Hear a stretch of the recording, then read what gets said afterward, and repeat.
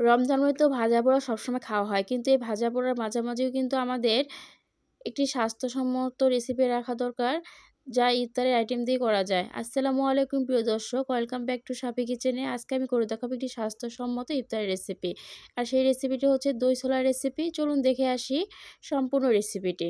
এর জন্য প্রথমে আমি যা করেছি, 250 গ্রামের মতো ছোলা ভালোভাবে সেদ্ধ করে নিয়েছি একদম নরম করে।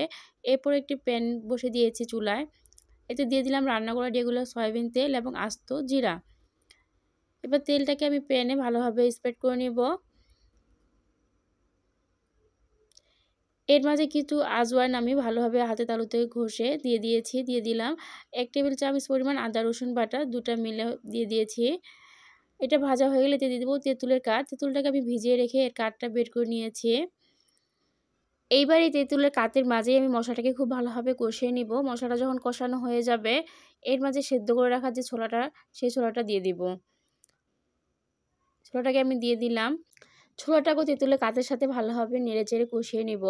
এরপর এতে অ্যাড করে দিব 1 চা চামচ পরিমাণ চিনি। যেহেতু এখানে তেঁতুল ব্যবহার করেছি, আবার টক দই ব্যবহার করব, চিনিটা দিলে টক মিষ্টি যে একটা ব্যালেন্স, সেই ব্যালেন্সটা ঠিক থাকবে। এবার ভালোভাবে কষিয়ে নেওয়া হয়ে গেলে এতে অল্প পরিমাণে গরম পানি অ্যাড করে দিব। গরম পানি দেওয়ার কারণে মশলা কিন্তু আরও ভালোভাবে কষানো হবে। তেঁতুলের কাঠটাও একটা যে চাটনি ভাব, সেটা আসবে।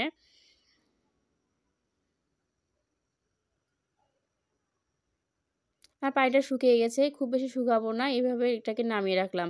এখানে আমি কিছু পাতলা টক দই ভালোভাবে ফেটিয়ে নিয়েছি। এবার পরিবেশনের পালা। আমি ছোলাগুলোকে নিয়ে নিয়েছি, আপনারা চাইলে স্টেপ বাই স্টেপ করতে পারেন। আমি সম্পূর্ণ ছোলা একসাথে নিয়েছি। এরপর অ্যাড করে দিলাম সেদ্ধ করে রাখা আলু। আলুটাকে আমি কিউব করে কেটে নিয়েছি, একটি পাকা টমেটো, তারপর শসা কুচি, দিয়ে দিব ধনিয়া পাতা কুচি